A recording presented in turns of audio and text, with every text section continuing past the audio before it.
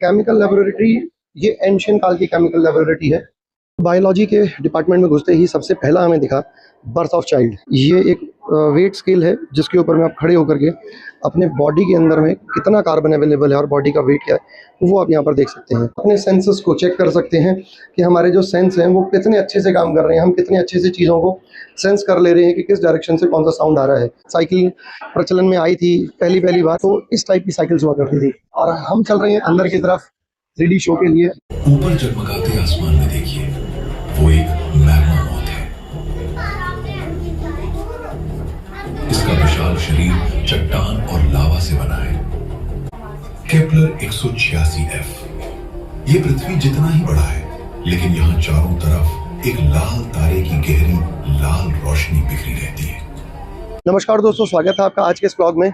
आज हम आ चुके हैं दिल्ली के अंदर में, और दिल्ली के अंदर में हम आए हैं भारत के सबसे बड़े साइंस म्यूजियम के अंदर में। इस साइंस म्यूजियम को हम अंदर से एक्सप्लोर करेंगे और देखेंगे कि जो हमने इससे पहले कुरुक्षेत्र का साइंस म्यूजियम जो देखा था, इस साइंस म्यूजियम में और उस वाले साइंस म्यूजियम के अंदर में कितना डिफरेंसेस है। तो चलिए चलते हैं अंदर की तरफ। अंदर जाने से पहले हमने ले ली यहाँ से एंट्री टिकट, जो कि 80 रुपीज़ पर पर्सन की है। उसके अलावा यहाँ पर बहुत सारे शोज होते हैं जिनकी आप अलग अलग टिकट्स लेकर के उन शोज को देख सकते हैं, और सबके प्राइस यहाँ पर मेंशन है। और रही बात पार्किंग की, तो पार्किंग की फैसिलिटी भी यहाँ पर अंदर अवेलेबल है। 2 व्हीलर 4 व्हीलर के लिए पार्किंग प्रॉपर अवेलेबल होती है। और अगर आप मेट्रो से आना चाहते हैं तो नियरेस्ट मेट्रो स्टेशन पड़ेगा प्रगति मैदान, जो कि मात्र आधा किलोमीटर की दूरी पर है। अंदर में एंट्री करते ही सबसे पहले आपको दिखेगा ये कि मैजिकल टैप, जहां आप देख सकते हैं कि मैजिकल टैप के अंदर में कोई वाटर का कनेक्शन नहीं है, कहीं से पानी नहीं आ रहा, बट फिर भी ये हवा में लटका हुआ नलके से पानी गिर रहा है लगातार नीचे, आप देख सकते हैं। ये एंट्री करते ही सबसे पहले अद्भुत करिश्मा साइंस का आपको यहाँ पर ये दिखेगा। और अंदर एंट्री करते ही आपको यहाँ पर एक ये रिसेप्शन मिल जाएगा। रिसेप्शन से आपको कुछ भी कंफर्मेशन करना हो, कुछ भी आप कर सकते हैं, पूछ सकते हैं। ये जो है ना, ये एनर्जी बॉल है जो कि ऑटोमेटिकली एक जगह से छोड़ी जाती है और ऑटोमेटिकली इसके अंदर पूरे पवेलियन के अंदर में घूमती है। ये बहुत बड़ा है। पहले ये मतलब जब तक खुलता था ये तब तक घूमती रहती थी, बट अब इन्होंने इसका टाइमिंग चेंज कर दिया है, तो ये इस टाइम से इस टाइम तक ये बॉल्स इसके अंदर में घूमती हैं। और ये है यहाँ पर फ्रेश वाटर एक्वेरियम, जिसमें आपको मछलियां दिखाई देंगी। ये देख सकते हैं, बहुत बड़ा एक्वेरियम है ये। स्क्रीन के अंदर में पूरा एक बार में लेने में मैं बहुत पीछे से ले रहा हूँ इसको, एक बार में स्क्रीन में नहीं आ रहा है।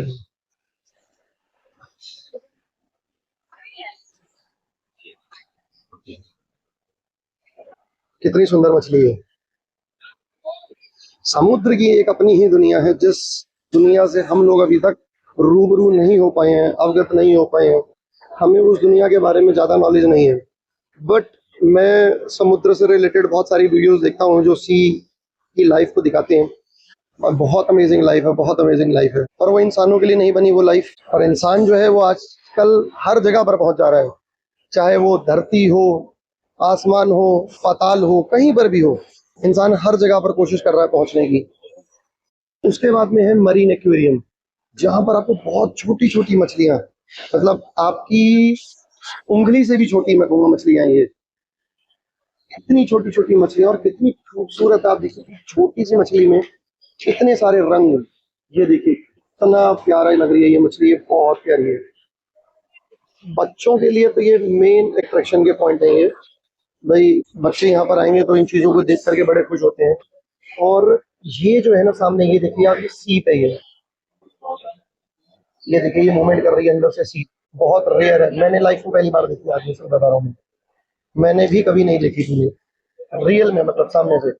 मूवीज वगैरह में बहुत देखी है, वीडियोस में बहुत देखी है, बट रियल मैच पहली बार देख रहा हूँ। ये देखिए ब्लू कलर की मछली है, येलो कलर की उसकी टेल। इतनी सुंदर रंग भरे हैं कुदरत ने इनके अंदर में। जो चीज कुदरत की बनाई हुई है ना, उसको इंसान कभी भी नहीं बना सकता। और फिर यहाँ पर दिखेगा आपको हड़प्पा कालीन संस्कृति का इतिहास। तो चलते हैं अभी अंदर में यहाँ से और देखते हैं हड़प्पा कालीन संस्कृति क्या है। यहाँ पर इसके अंदर में दिखाया गया है कि हड़प्पा कालीन संस्कृति के अंदर में लोग कैसे अपने जीवन को जीते थे। हर एक चीज को बहुत डीपली दिखाया और समझाया गया है। ये आप देख सकते हैं, यहाँ पर बहुत सारी चीजें इसमें दिखाई गई हैं। और मैं यही नहीं, ये तो जो मूर्तियां हैं, मूर्तियां तो है ही हैं, मूर्तियों के साथ साथ में बहुत छोटी छोटी चीजों को भी दिखाया गया है। मैं भी आपको इसके अंदर में दिखाता हूँ। ये आप देख लीजिए, बट इनको टच करना मना है, बिल्कुल भी आप इनको टच नहीं कर सकते हैं। और मतलब दूर से देख सकते हैं, बहुत रियलिस्टिक दिखाया गया है चीजों को। बहुत अच्छे से चीज़ों को समझाया गया है कि कैसे लोग काम करते थे। ये लोहार दिखाए गए हैं यहाँ पर। फिर थोड़ा सा आगे आकर के हमें दिखा ये लौह स्तंभ, जो कि दिल्ली के अंदर में है आज भी। आप देख सकते हैं लौह स्तंभ का रेप्लिका बनाया गया है। और दूसरी चीज़ यहाँ पर एक लोहार को दिखाया गया है जो कि लौह स्तंभ की मैन्युफैक्चरिंग कर रहा है, उसको बना रहा है। और ये दिल्ली के मेहरौली के अंदर में आपको इसका ओरिजिनल जो लौह स्तंभ है वो देखने के लिए मिलेगा। तो फिर थोड़ी सी आगे आकर के यहाँ पर आपको दिखेगी ये केमिकल लेबोरेटरी। केमिकल लेबोरेटरी ये एंशियंट काल की केमिकल लेबोरेटरी है। और यहाँ पर क्या है ना, नीचे में कुछ ये बटन्स दिए गए हैं जिन्हें आप प्रेस करेंगे और प्रेस करके यहाँ पर आपको डिस्प्ले पे दिख जाएगा कि कौन सा आप बर्तन देख रहे हैं, कौन सा पार्ट आप देख रहे हैं, तो उसके बारे में नॉलेज आपको यहाँ मिल जाएगी।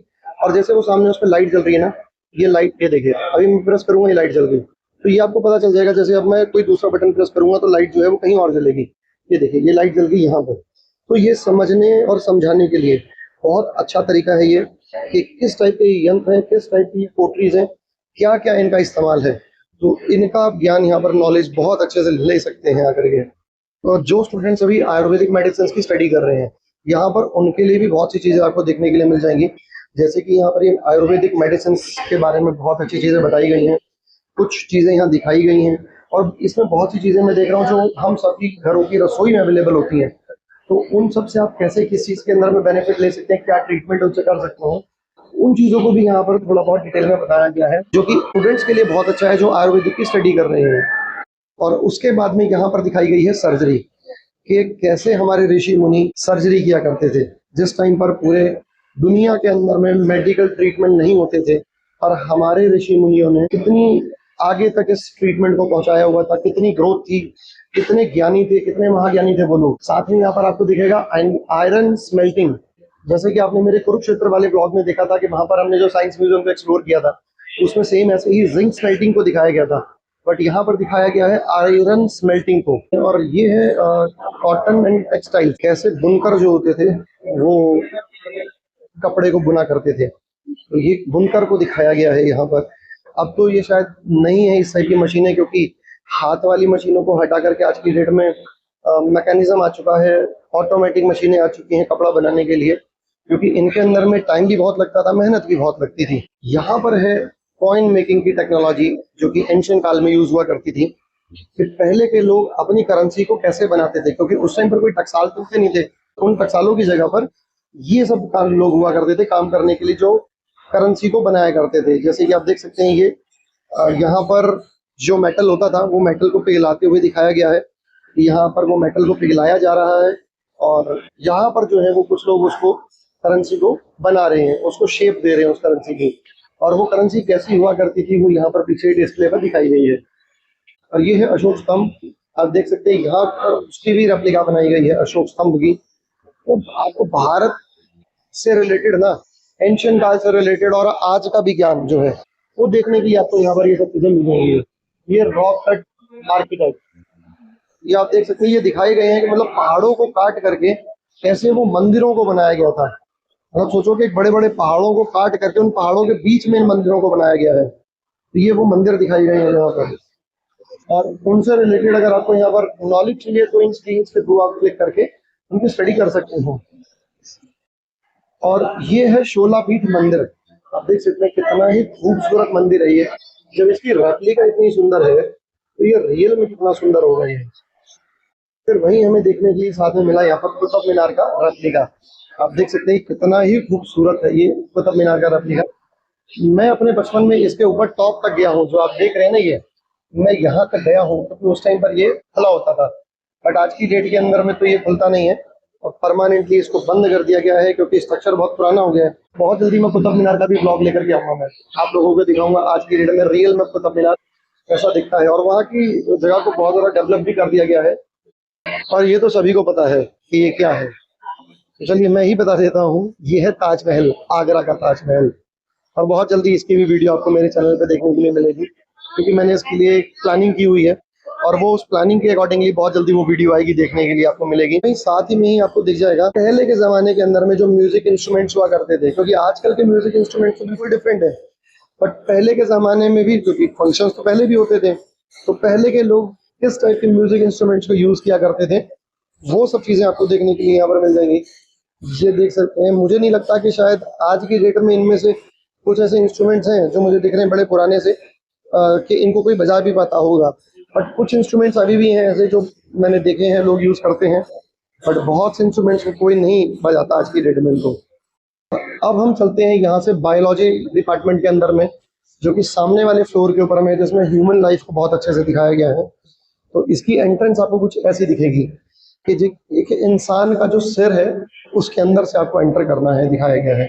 बायोलॉजी के डिपार्टमेंट में घुसते ही सबसे पहला हमें दिखा बर्थ ऑफ चाइल्ड, कि एक बच्चा जन्म कैसे लेता है अपनी माँ के पेट में। वो आपको देखने के लिए मिलेगा पहले महीने से लेकर के और 9वें महीने तक उसकी पेट में क्या कंडीशन होती है, वो उसको यहाँ पर दिखाया गया है। आप देख सकते हैं कि पहले महीने में, दूसरे में, तीसरे में, चौथे में, पांचवें में, छठे में, सातवें, आठवें और ये है 9वां महीना। और यहाँ पर इसकी डिटेल्स भी मेंशन है जिसको आप यहाँ पर आराम से पढ़ सकते हैं।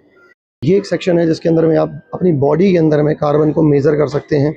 और ये सामने एक स्क्रीन दी गई है, ये एक वेट स्केल है जिसके ऊपर में आप खड़े होकर के अपने बॉडी के अंदर में कितना कार्बन अवेलेबल है और बॉडी का वेट क्या है वो आप यहाँ पर देख सकते हैं। तो बहुत ही अच्छी चीज़ है जिसको आप यहाँ पर समझ सकते हैं। ये चीज़ें ओपन मार्केट में कहीं अवेलेबल नहीं मिलेगी आपको। बात ही यहाँ पर दिखाया गया है ह्यूमन डीएनए को, कि ह्यूमन डीएनए जो है वो कैसे रहता है, कैसे हमारी कोशिकाओं के अंदर में हमारा डीएनए दौड़ रहा है। बायो के अंदर में ये सब चीज़ें ये दिखाई गई हैं। ये ब्लूप्रिंट ऑफ द लाइफ वो भी आप यहाँ पर देख सकते हैं। बायोलॉजी से रिलेटेड बहुत सारा डेटा यहाँ पर अवेलेबल है जिसको आप बहुत अच्छे से देख सकते हैं, समझ सकते हैं। और यहाँ पर कुछ एक क्विज हैं जिनको आप करके अपनी इंटेलिजेंसी को साबित कर सकते हैं। यहाँ पर कुछ ये अमीनो एसिड्स हैं जो कि आजकल हम ब्लड टेस्ट वगैरह के अंदर में देखते हैं, तो वो किस टाइप के अमीनो एसिड्स होते हैं वो सब चीज़ें भी आपको यहाँ देखने के लिए मिल जाएंगी। बैलेंस योरसेल्फ, यहाँ पर एक एक्टिविटी है जैसे आप इस पट्टी के ऊपर में चल करके अपनी बॉडी के बैलेंस को चेक कर सकते हैं कि आपकी बॉडी बैलेंस को मेंटेन कर रही है या नहीं कर रही है। यहाँ पर एक और एक्टिविटी है जिसको आप कर सकते हैं और बहुत अच्छी एक्टिविटी लगी मुझे ये, कि यहाँ पर एक ये प्लेटफॉर्म है। इस प्लेटफॉर्म के ऊपर में ना कुछ बटन्स दिए गए हैं, राइट, लेफ्ट और अप एंड डाउन। आप जैसे ही स्टार्ट को प्रेस करेंगे एक म्यूजिक बजेगा, आपको ये बटन प्रेस करके बताना है कि ये म्यूजिक जो बजा है वो किधर बजा है। देखिए ये, तो ये म्यूजिक बजा है यहाँ,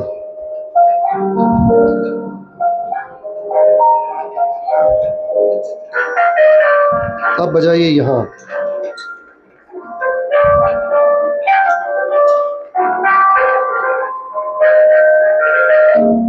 तो ये मुझे स्कोर दे रहा है ये। अब ये बजा यहाँ,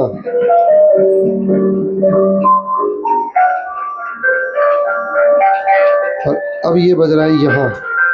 तो इस टाइप से इस एक्टिविटी को करके आप हम अपने कान की और अपने सेंसेस को चेक कर सकते हैं कि हमारे जो सेंस हैं वो कितने अच्छे से काम कर रहे हैं, हम कितने अच्छे से चीज़ों को सेंस कर ले रहे हैं कि किस डायरेक्शन से कौन सा साउंड आ रहा है। तो मुझे बहुत अच्छी एक्टिविटी लगी है। यहाँ पर आप जो है अपनी स्ट्रेंथ को चेक कर सकते हैं। यहाँ पर दिखाया गया है एक चिंपांजी को, कि जिसके साथ में आप अपना ऐसे हाथ लगा करके ना आप पंजा लड़ा सकते हैं, आप चेक कर सकते हैं कि आपके अंदर में कितनी स्ट्रेंथ है। तो ये तो भाई इससे आगे नहीं जा रहा, ये एंड हो गया शायद इसका ये। तो आप अपनी स्ट्रेंथ को यहाँ पर अच्छे से चेक कर सकते हैं, पर मुझे लग रहा है ये अभी ठीक से काम नहीं कर रहा शायद ये, क्योंकि मेरे को ज़्यादा जान नहीं लगानी पड़ी और ये एंड तक पहुँच गया ये। अभी हम आ चुके हैं अगले फ्लोर पे, और इस फ्लोर पे तो बहुत सारी एक्टिविटीज़ हैं। और दूसरे 2 फ्लोर्स के ऊपर में क्या था कि थोड़ा सा गर्मी थी। यहाँ पर प्रॉपर एसी वर्किंग कर रहे हैं और बहुत अच्छे से रूम टेम्परेचर मेंटेन्ड है, और इसीलिए क्राउड भी आप देख सकते हैं यहाँ पर भरा हुआ है। और यहाँ पर एक एक्टिविटी जो कि हमें कुरुक्षेत्र के साइंस म्यूजियम में देखने के लिए मिली थी ना, यही सेम एक्टिविटी हमने कुरुक्षेत्र के साइंस म्यूजियम में एक्सप्लोर करी थी। अब आप देख सकते हैं कि यहाँ में और वहाँ में डिफरेंसेस क्या हैं। यहाँ पर हम इसको प्रेस करेंगे और इसके अंदर में आप देख सकते हैं ये बबल्स, ये एक्टिविटी हमने उस साइंस म्यूजियम के अंदर में देखी थी। तो यहाँ पर एक बहुत ही महत्वपूर्ण चीज जो मुझे दिखी, ये देख सकते हैं आप, ये साइकिल, ये शायद ही किसी ने देखी होगी, बट मैं आपको बता दूं, जब साइकिल का प्रचलन स्टार्ट हुआ था, जब साइकिल प्रचलन में आई थी पहली बार, तो इस टाइप की साइकिल्स हुआ करती थी। और ये ऊपर में आप देख सकते हैं यहाँ पर ये सीट है, मैं आपको दिखा दूं, ये सीट है। तो यहाँ पर ऊपर पर्सन बैठा करता था चलाने वाला, और बहुत मुश्किल होती थी ये वाली साइकिल चलाने में। और अब तो ये वाली साइकिल्स नहीं दिखती हैं, ब्रेक्स वगैरह नहीं होती थी उस टाइम पर। वो बंदे को साइकिल से खुद नीचे उतरना पड़ता था और ब्रेक लगानी पड़ती थी। तो ये चीज़ें थी। तो यहाँ पर एक्टिविटीज़ तो बहुत सारी हैं करने के लिए, पर क्या है कि हमें यहाँ पर आकर के पता चला कि भाई अभी इसका रेनोवेशन चल रहा है और अगले 2 महीने के अंदर में इसका रेनोवेशन कंप्लीट होगा। कुछ चीज़ें नई बन के ओपन हो चुकी हैं, बट बहुत सारी चीज़ें ऐसी हैं, जैसे कि यहाँ पर डायनासोर्स हैं। वो डायनासोर वाला ना पूरा तोड़ दिया गया है और बता रहे हैं कि 2 महीने तक वो नया बन के स्टार्ट होगा जब, तो बहुत ही अमेजिंग होगा वो देखने में। अब 2 महीने के बाद फिर दोबारा कभी भी देखेंगे, टाइम निकाल करके इसको एक्सप्लोर करेंगे। पर फिर भी बहुत सारी ऐसी चीज़ें हैं जो मैं आपको दिखाऊंगा, जो कि इसके अलावा किसी और साइंस म्यूजियम में आपको देखने के लिए नहीं मिलेंगे। बिकॉज ये इंडिया का one of the biggest science museum है ये। लिफ्ट योरसेल्फ, यहाँ पर आपको अपना खुद का वेट इन रस्सियों के ऊपर में खींचना है, जिससे कि आपके हाथों की स्ट्रेंथ का पता चलेगा। और ये फोल्ड कर लेता है यहाँ पर, ये देखिए ऐसे छोड़ करके आप उतरेंगे। ये आपको अपने वेट को खींचना है और ऊपर की तरफ बढ़ना है। इसको जो है ना, ये दिखाया गया है कि जब आप प्रेशर को ट्रांसफर करते हैं ना, वो कैसे ट्रांसफर होता है। आप देख सकते हैं, ये देखिए ये बॉल को छोड़ा गया और कहाँ प्रेशर निकला जा करके। तो ये यहाँ पर दिखाया गया है। साइंस का ये बहुत बड़ा चैप्टर है, ये बहुत बड़ा पार्ट है ये। तो ऐसे आप प्रैक्टिकल्स यहाँ पर आकर के साइंस के कर सकते हैं। जो लोग 80s और 90s बॉर्न है ना, उन्होंने ये वाली एक्टिविटी जरूर देखी होगी, क्योंकि हर बच्चा उस टाइम पर ही करता था। क्या होता था कि वो एक रस्सी या एक धागा लेकर के और दोनों तरफ एक कप बांध लिया, चाय का या प्लास्टिक का कोई भी कप होता था, जो उसको बांध करके ना एक बंदा इधर से बोलता था, वो दूसरा उधर सुनता था। तो यहाँ पर देखिए, ये इसके अंदर में आप बोलेंगे और वो सामने में वहां पर कान लगा करके बंदा उस बात को सुन सकता है, जबकि इसमें कोई वायर नहीं है और ना ही कोई टेक्नोलॉजी का यूज किया गया है। ये बस वही एक साइंस का पार्ट है और साइंस को इस्तेमाल करके इस चीज को बनाया गया है। वहां से यहाँ तक आवाज को पहुंचाने के लिए कोई वायर नहीं है, कुछ नहीं है, कोई पाइप नहीं है। इसमें है 3D शो। तो अब हम चलेंगे यहाँ से इस शो को देखने के लिए। 3D शो जो है वो किस टाइप का है। और ये गार्ड है, यहाँ से हमें अंदर एंट्री कर रही है, बट इसके लिए पता चल रहा है कि लाइन्स लगी हुई हैं। तो उस लाइन को देखते हैं। भाई कितनी लंबी लाइन है लोगों की यार, ये देखिए, ये सब लोग लाइन में लगे हैं और इस गेट से 4:20 में जो शो है वो स्टार्ट हो जाएगा। ये सब लोग लाइन में लगे हैं, तो हम भी लाइन में लग जाते हैं भाई। और ये एक्टिविटी देखिए, बच्चा कितना खुश हो रहा है। देखिए ये छोटा बच्चा, कि वो एयर नीचे से आ रही है और उसके ऊपर में जो बॉल है ना, वो होल्ड हो रही है। वो ये देखो, अभी एंट्री हो चुकी है स्टार्ट और हम चल रहे हैं अंदर की तरफ 3D शो के लिए। तो ये है सेटिंग अरेंजमेंट, ये स्क्रीन है और अंदर एंट्री करते ही ये 3D ग्लासेस हमें दे दिए गए हैं। ये 3D ग्लासेस लगा करके और ये शो हमें देखना है। क्राउड बहुत ज़्यादा है, ओवर क्राउडेड है, मतलब मुझे लग रहा है कि सारी की सारी सीट्स जो हैं वो फुल हैं। तो ये ग्लासेस हमने लगा लिए हैं और अब शो शुरू होता है। तो देखते हैं इन ग्लासेस से ये शो कैसा दिखेगा। तो इंतजार किस बात का, चलिए अपनी कल्पना की उड़ान भरते हैं और अंतरिक्ष के इस अनोखे सफर पर चलते हैं। एक ऐसा ग्रह जो एक बहुत बड़ा महासागर है।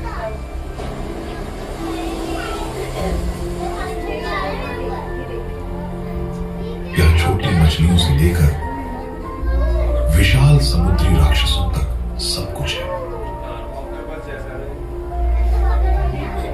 उथले पानी में शेल ड्वेलर मजे से तैरते हैं। ये हमारी पृथ्वी के किसी बहुत बड़े कछुए जैसे दिखते हैं और समुद्र में बहुत शांति से रहते हैं।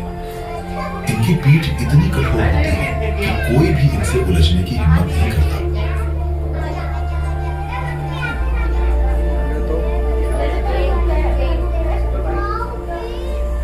गहरे पानी में एक और महाकाय जीव रहती है, ड्रिफ्ट वेल। ये किसी बड़े फुटबॉल मैदान जितनी बड़ी है, लेकिन इसके आर पार देखा जा सकता है।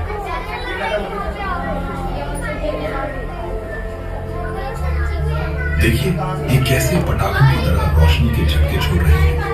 ये जीव रोशनी चमकाकर ही एक दूसरे से बातें करते हैं। और इनके आसपास कौन तेजी से घूम रहा है?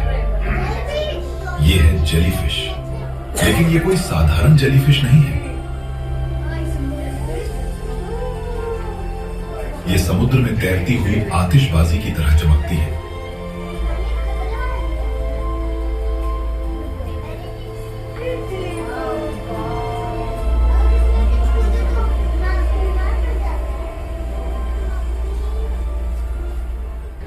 बचपन कैंकरी ई, जिसे जैनसन भी कहते हैं, ये है लावा वर्ल्ड। यहां जमीन पर पानी नहीं बल्कि उबलते हुए लावा का पूरा महासागर है।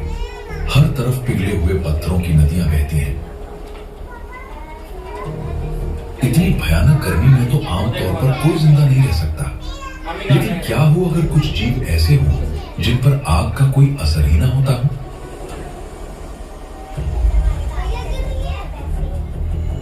ऊपर जगमगाते आसमान में देखिए, वो एक मैग्मा मॉथ है। इसका विशाल शरीर चट्टान और लावा से बना है।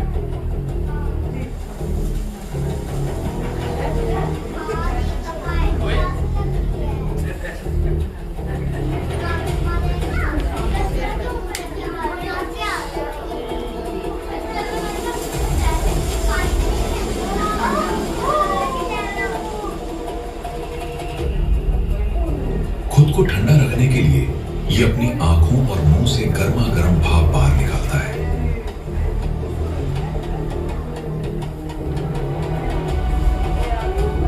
नीचे झुक जाओ, कहीं वो चमकते हुए अंगारे तुम पर ना गिर जाए।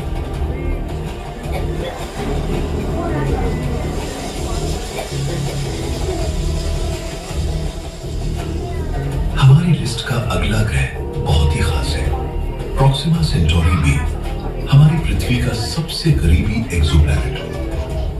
ये हमसे सिर्फ 4.2 प्रकाश वर्ष दूर है। ये ग्रह एक लाल तारे के बहुत पास है और इस तारे को बहुत जल्दी गुस्सा आता है। ये बार बार आग की खतरनाक और विशाल लपटें छोड़ता रहता है। इन भयंकर ज्वालाओं की वजह से यहाँ का आसमान हमेशा खूबसूरत और रंग बिरंगे ऑरा से ढका रहता है। और इन चमकते हुए पौधों को तो देखिए, इन्हें फ्लेयर ब्लूम्स कहते हैं।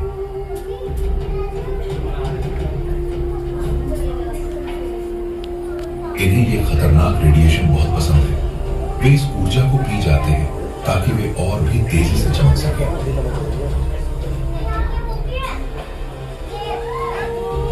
यहाँ एक और भी चमकीले जीव है, शील्ड बीटल्स। जब ये चमकते हुए पौधों को मजे से खा रहे होते हैं तो उनका शीशे जैसा चमकता हुआ खोल तारे की अंधी कर देने वाली किरणों को वापस टकरा कर लौटा देता है।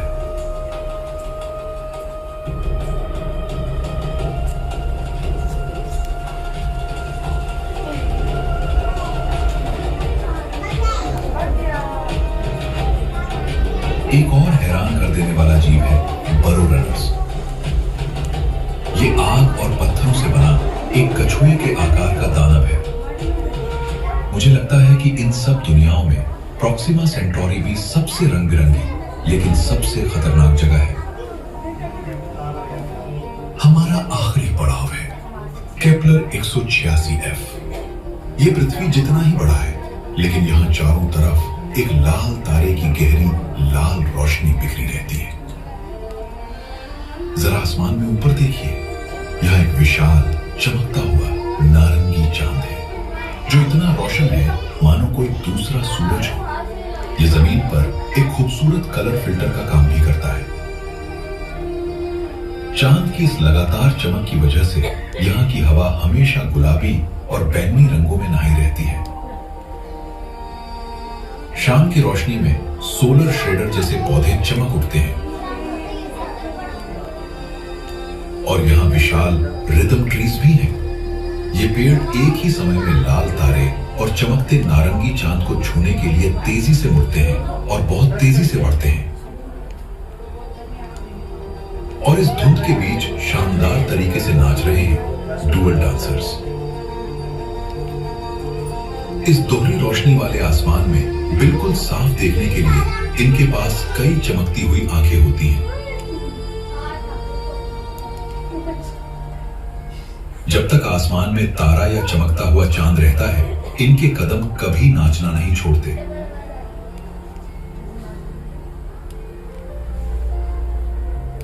दोस्तों, हमारी ये मजेदार अंतरिक्ष यात्रा यही खत्म होती है। यहाँ पर आप एक और एक्टिविटी को कर सकते हैं जिसका नाम है हेड ऑन प्लेटर। आप देख सकते हैं सामने में एक थाल है, उस थाल के अंदर में अब ये भाई आए हैं, तो ऐसा लग रहा है देखने में कि भाई रियल में किसी व्यक्ति का सिर काट कर एक थाल के अंदर में सजा दिया गया है। तो इस एक्टिविटी को भी आप यहाँ पर कर सकते हैं, बहुत ही अच्छी एक्टिविटी है ये। यहाँ पर करने के लिए एक और एक्टिविटी है जिसका नाम है फ्रीज योर शैडो, जहाँ पर एक स्क्रीन के ऊपर में आप अपने शैडो को रोक सकते हैं। अच्छा, ये एक यहाँ पर ना भूल भुलैया बनाई गई है शीशों की, जिसके अंदर में आप जाकर के कंफ्यूज हो जाते हैं कि अब एग्जिट कहाँ से है। शीशों में व्यक्ति जो जा करके ना टकराता है मतलब, तो हम अंदर चलते हैं क्योंकि थोड़ा पहले से पुराना हो चुका है ये, क्योंकि पहले जब ये नया था ना बिल्कुल एकदम, तो उस टाइम पर तो मतलब रियल में ये बड़ी प्रॉब्लम होती थी, पर अभी अंदर चल करके देखते हैं कि कैसा रहता है। ये अभी हम अंदर एंटर कर चुके हैं और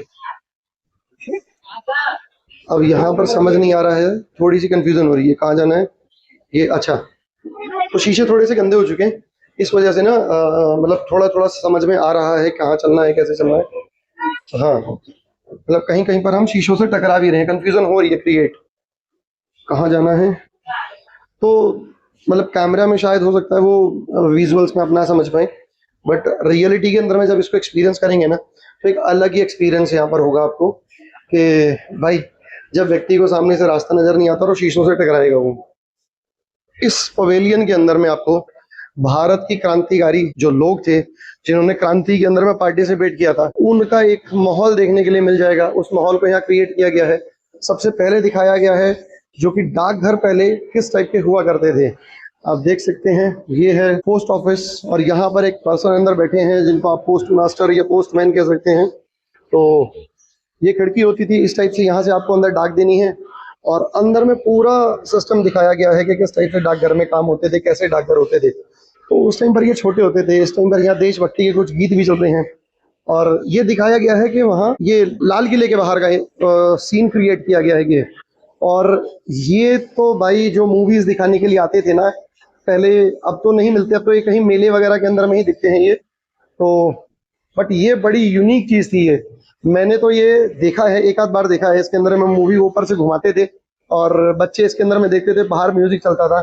और ये है कैमरा, आप देख सकते हैं कि पहले जो फोटोग्राफी के लिए कैमरा यूज होते थे वो ये कैमराज यूज होते थे, और कैमरा का साइज कितना बड़ा होता था, इनसे फोटोग्राफ्स ली जाती थी। सोचो कितने बड़े कैमराज को होल्ड करना पड़ता था।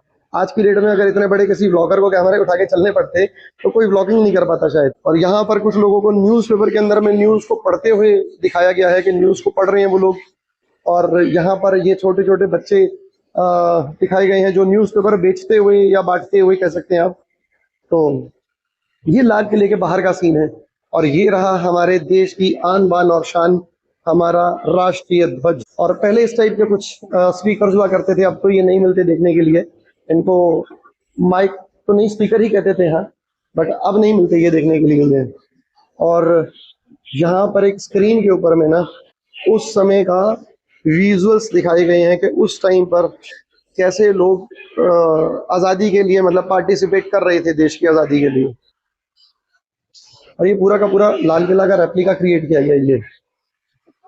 अब हम चलते हैं आगे में, और यहाँ पर आते ही ये है गुफा। देखते हैं यार आगे चल के इस गुफा में क्या है ये।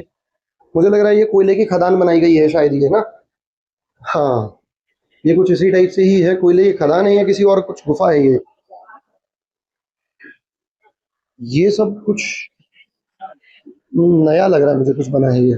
तो ओरल कम्युनिकेशन को दिखाया गया है, और ओरल कम्युनिकेशन के अंदर में कुछ यहाँ पर लेटर कुछ लिख रहे हैं ये। और यहाँ पर एक मॉन्क को दिखाया गया है कुछ ध्यान मुद्रा के अंदर में, और एक्चुअल में वो एक जंगल वाला लुक क्रिएट किया गया है यहाँ पर देखिए। और यहाँ पर बैठने के लिए जो भी लोग आते होंगे तो दिखाया गया सेटिंग एरियाज को, सेटिंग एरियाज कैसे होते थे।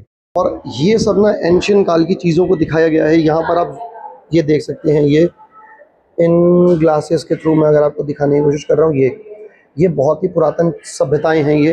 तो ये ग्लासेस के अंदर में इनको पैक किया गया है, जिनको कोई टच करके कोई ख़राब ना कर सके। तो यहाँ पर ऐसी बहुत सारी चीज़ें हैं जो आपको देखने के लिए मिल जाएंगी वॉल्स के अंदर में। और इस वॉल को ना एक मतलब ऐसा लुक दिया गया है कि जैसे कि आप रियल में किसी गुफा के अंदर में, किसी पहाड़ के अंदर में आ गए हैं और आप वहाँ पर इन चीज़ों को देख रहे हैं। ये रियल में किसी पहाड़ का पत्थर है।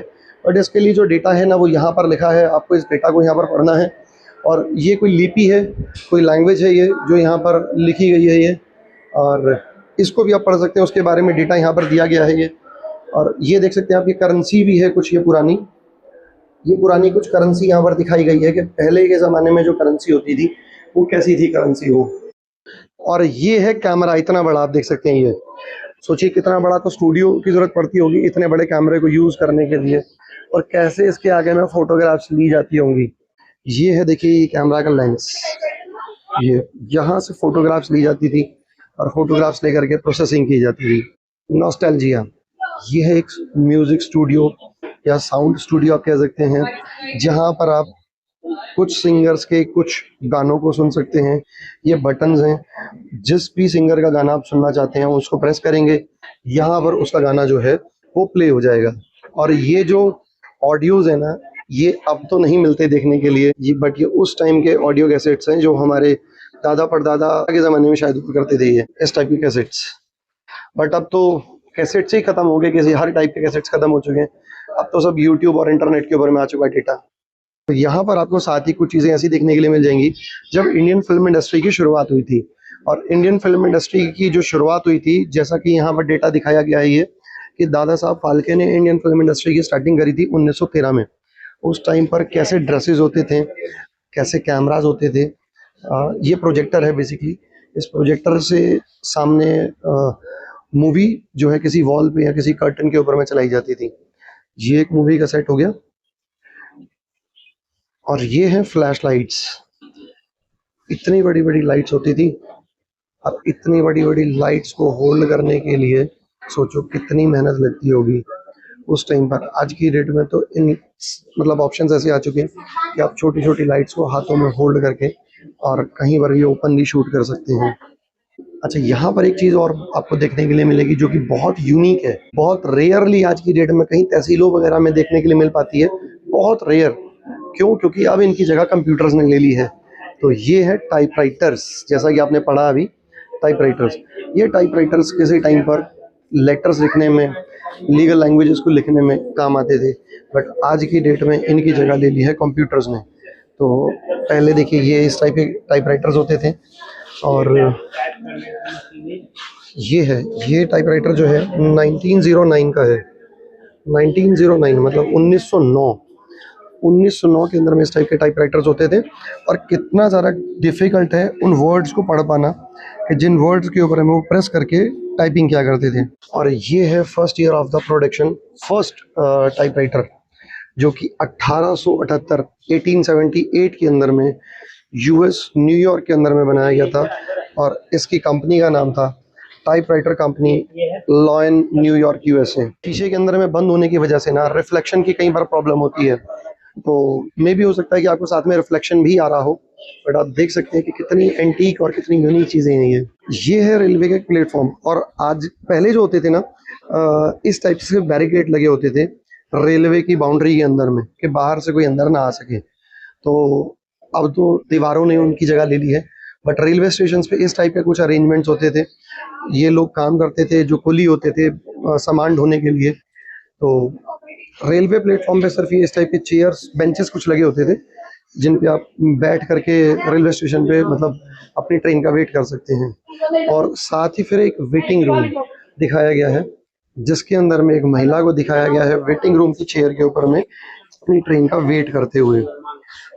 और फिर वहीं साथ ही में है स्टेशन मास्टर, जहाँ से आप अपने टिकट्स वगैरह कलेक्ट कर सकते हैं एक जगह से दूसरी जगह जाने के लिए। तो पूरा का पूरा रियलिस्टिक लुक दिया गया है इस रेलवे स्टेशन को। आप देख सकते हैं कितना बेहतरीन लुक है ये। और रेलवे की कुछ प्लेटफॉर्म्स की और रेलवे की पटरियों के ऊपर में यूज़ होने वाली कुछ लाइट्स और कुछ घड़ियाँ, वो भी यहाँ पर दिखाई गई हैं। आप देख सकते हैं कि रेलवे स्टेशन पे इस टाइप की घड़ियाँ पहले यूज़ होती थी ना। और ये इस टाइप की लाइट्स भी बहुत लोगों ने देखी होंगी। और ये है एक प्रिंटिंग प्रेस, जो कि भारत की पहली प्रिंटिंग प्रेस हुआ करती थी ये, और ये 1556 के अंदर में गोवा के अंदर में स्टैब्लिश हुई थी। और ये देख सकते हैं वही मशीनें यहाँ पर आज भी रखी हुई हैं देखने के लिए कि वो प्रिंटिंग प्रेस कैसी हुआ करती थी। ये कुछ आई थिंक सो, जहाँ तक मैं समझ पा रहा हूँ, ये वर्ड्स को लिखने के लिए होता है ये, जो कि डॉट डॉट्स उसके अंदर में लगाए जाते थे, और कुछ भी आपको वर्ड्स लिखने हैं तो उनको जोड़ जोड़ करके प्रिंट किया जाता था। तो ये फर्स्ट प्रेस है जो कि भारत के गोवा में लगी थी। ये है एक कैमरा जो कि रियल और ओरिजिनल कैमरा है।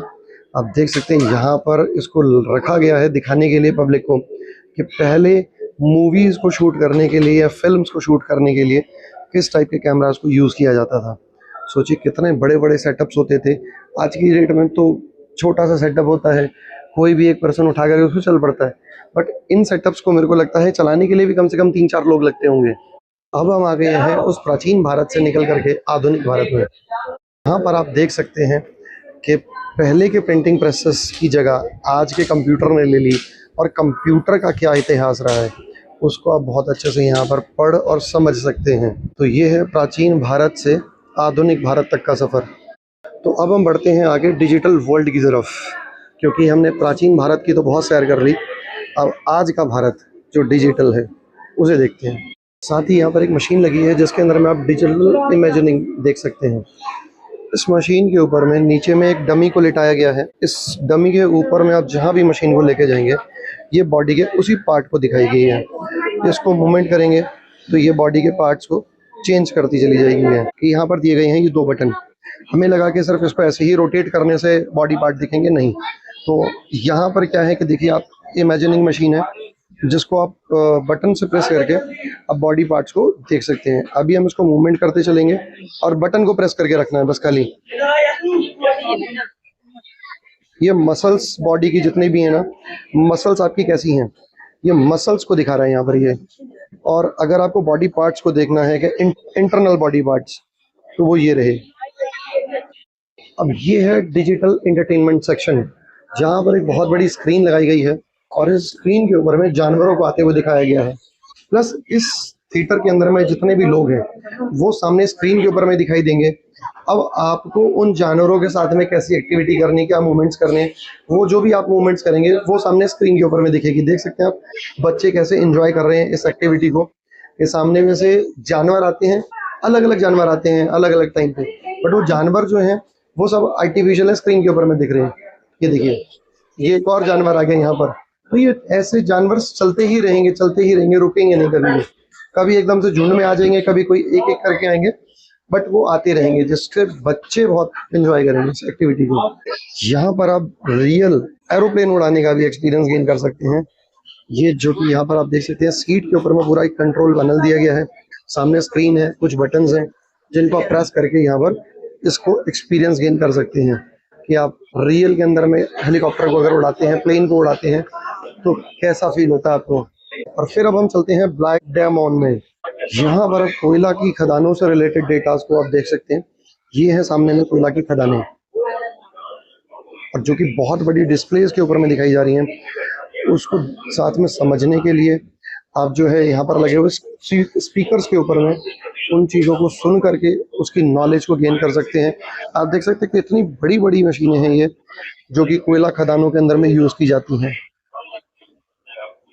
साथ ही यहाँ पर एक ओपन कास्ट माइनिंग का मिनिएचर भी क्रिएट किया गया है, जिसमें आप देख करके समझ सकते हैं कि कोयला की जो खदानें हैं, जो ओपन कास्ट माइनिंग्स होती हैं, वो कैसी होती हैं, कैसे मशीन्स उसमें काम करती हैं, कितना डीप उनको जाना पड़ता है, और कैसे यहाँ पर कोयला निकलता है। जैसे अभी हमने वहाँ पर देखा था ओपन माइनिंग, ये है अंडरग्राउंड माइनिंग, कि ज़मीन के अंदर में खुदाई करके कोयले को कैसे रिकवर किया जाता है।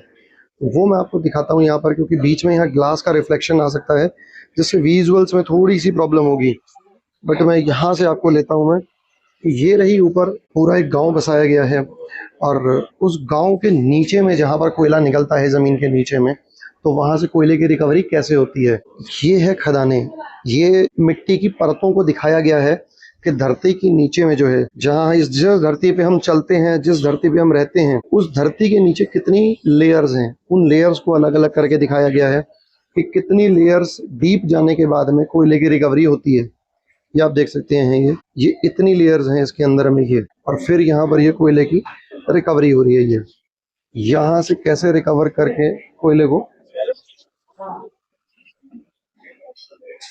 ये देखिए, ये इसके अंदर में छोटी छोटी गाड़ियां हैं, अंदर में गाड़ियों के ट्रैक्स लगे हुए हैं, जैसे ट्रेन के ट्रैक्स होते हैं ना। देखिए ये आप देख सकते हैं, ये ट्रैक्स हैं, और ये पूरे एरिया में, क्योंकि ऊपर में लेकर के आने के लिए वो इस टाइप की बोगियों का इस्तेमाल करते हैं। ये देखिए आप, ये ऐसी बोगियों से ऊपर लाया जाता है, ला करके फिर ये ओपन एरिया में यहाँ से ट्रेन के अंदर में लोड कर दिया जाता है कोयला को, और तब वो कोयला जहाँ उसका यूज़ होना है वहाँ तक पहुँचता है। तो ये है ज़मीन के नीचे की कोयला खदानों की कंडीशन। ये एक स्क्रीन है जिस पे आप कोयला को एक जगह से दूसरी जगह पर कैसे शिफ्ट किया जाता है, आप इसका रियल एक्सपीरियंस गेन कर सकते हैं इस मशीन पे बैठ के, इस चेयर पे बैठ करके, क्योंकि इसके अंदर में पूरे के पूरे कंट्रोल्स दिए हैं। इन कंट्रोल्स को यूज़ करके आप इसको इमेजिन कर सकते हैं इस बड़ी स्क्रीन के ऊपर में। साथ ही यहाँ पर उन मशीनों को दिखाया गया है, उन मशीनों के मिनिएचर को दिखाया गया है जो कोयला की खदानों के अंदर में इस्तेमाल की जाती हैं। आप देख सकते हैं ये मशीनें का ना आर्टिफिशियल मिनिएचर क्रिएट किया गया है, और ये भी मूवेबल मिनिएचर है। आप यहाँ पर इनको बटन्स को प्रेस करेंगे और ये मूव करने लगते हैं। ये देखिए, ये ट्रक्स हैं। हमने तो नॉर्मली ट्रक्स जो देखे हैं वो टायर्स वाले देखे हैं, बट माइनिंग्स के अंदर में टायर्स वाले ट्रक नहीं चलते हैं, तो वहाँ पर इस टाइप की मशीन्स यूज़ होती हैं। ये आप देख सकते हैं, ये और ये है जेसीबी मशीन्स, बट वो जेसीबी बिल्कुल डिफरेंट होती हैं जो हम देखते हैं। और इन जेसीबीज़ को या इन मशीन्स को यूज़ करने के लिए ना, आप ये बटन्स को प्रेस करेंगे और ये मूव करने लगेंगी। ये एक और एक्टिविटी है यहाँ पर जिसे आप कर सकते हैं, birds eye view of surface mining. इस मशीन के ऊपर में आपको बिठा करके इस बड़ी सी स्क्रीन के ऊपर में बर्ड आई व्यू दिखाया जाएगा माइनिंग का, और उसको फील कराया जाएगा, बिकॉज ये मशीन जो है ये मूवेबल मशीन है। ये आपको फील करवाएगी कि आप उस माइनिंग के अंदर में रियल में हैं। बट इस शो के जो टाइमिंग है वो स्पेसिफिक है, आपको इन टाइमिंग के अकॉर्डिंगली ही आना पड़ेगा इस शो को एंजॉय करने के लिए। जब आप इस माइनिंग को पूरा देख लेते हैं, घूम लेते हैं, तो एग्जिट गेट के ऊपर में आपको एक सेल्फी पॉइंट मिलेगा, जहाँ पर एक माइनिंग में काम करने वाले व्यक्ति के साथ में आप सेल्फी ले सकते हैं, जिससे कि एक यादगार रहेगी आपके पास में कि आप इस माइनिंग में गए थे। और वहीं से ही है एग्जिट गेट। और अब हम चलते हैं दूसरे पवेलियन के अंदर में। साथ ही यहाँ पर एक चीज़ दिखाई गई है जो कि बहुत अट्रैक्टिव लगी मुझे, तो पोस्ट कार्ड से पॉडकास्ट तक, from postcard to podcast, क्योंकि आजकल चलता है पॉडकास्ट, बट पोस्ट कार्ड कैसे होते थे वो आप देख सकते हैं। ये चिट्ठियाँ होती थी, हमने भी देखी हैं, क्योंकि बचपन में हमारी जो रिलेटिव्स होते थे एक दूसरे से हालचाल पूछने के लिए तो सबको चिट्ठियाँ लिखी जाती थी। बट आजकल तो चिट्ठी वाला सिस्टम खत्म हो चुका है, क्योंकि सबके पास में ये मोबाइल फ़ोन्स हैं, तो मोबाइल फ़ोन से एक सेकंड में बात हो जाती है।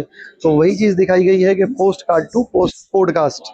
और इस टाइप के लेटर बॉक्सेस हुआ करते थे, जो कि अब तो बहुत रेयर हैं देख पाना हर जगह पर, क्योंकि ख़त्म होते चले जा रहे हैं। ये सीपी वाले जो हमने दिल्ली की जो नाइट लाइफ जो मेरा ब्लॉग था उसके अंदर में आपको ये देखने के लिए मिल जाएगा, क्योंकि सीपी के अंदर में अभी भी ये लगा हुआ है वहाँ पर। तो क्योंकि कुछ लोगों को ऑफिशियल कम्युनिकेशन जो करना होता है तो वो लेटर के थ्रू आज भी ऑफिशियल कम्युनिकेशन एक दूसरे से करते हैं। तो ये लेटर बॉक्सेस हुआ करते थे उस टाइम पर कम्युनिकेशन का साधन। यहाँ पर आपको देखने के लिए भारत का इतिहास मिल जाएगा, जो कि बड़ी बड़ी स्क्रीनों के ऊपर में दिखाया जा रहा है। सरदार वल्लभ भाई पटेल, जवाहरलाल नेहरू, महात्मा गांधी, हर एक व्यक्ति का इतिहास देखने के लिए आप यहाँ पर मिल जाएगा आपको। और देख सकते हैं कि कैसे कि लोगों ने परिश्रम करके, ये है पाकिस्तान के पहले प्रधानमंत्री या राष्ट्रपति जो भी रहे होंगे, ये मोहम्मद अली जिन्ना। तो ये सब चीज़ें इतिहास आपको यहाँ देखने के लिए मिल जाएगा। और यही है, इस पवेलियन के अंदर में ऐसी बहुत बड़ी बड़ी स्क्रीन्स लगी हैं जहाँ पर भारत का इतिहास दिखाया और बताया गया है कि भारत क्या था और आज क्या है। ये चीज़ तो वैसे मैं भी अपने नाइट लाइफ वाले व्लॉग में दिखा चुका हूँ मैं। और ये देखिए कितनी एंटीक और यूनिक चीज़ है। ये जो सामने लकड़ी है इसके ऊपर में एक लाइट पड़ रही है और लाइट से एक रिफ्लेक्शन जनरेट हो रहा है और उस रिफ्लेक्शन से सामने में इमेज जनरेट हो रही है। आप देखिएगा भी ये इमेज जनरेट हो रही थी अभी सरदार वल्लभ भाई पटेल जी की, बट अब हो सकता है कि हाँ सिंगल एक इमेज जनरेट हो रही है सरदार वल्लभ भाई पटेल जी की।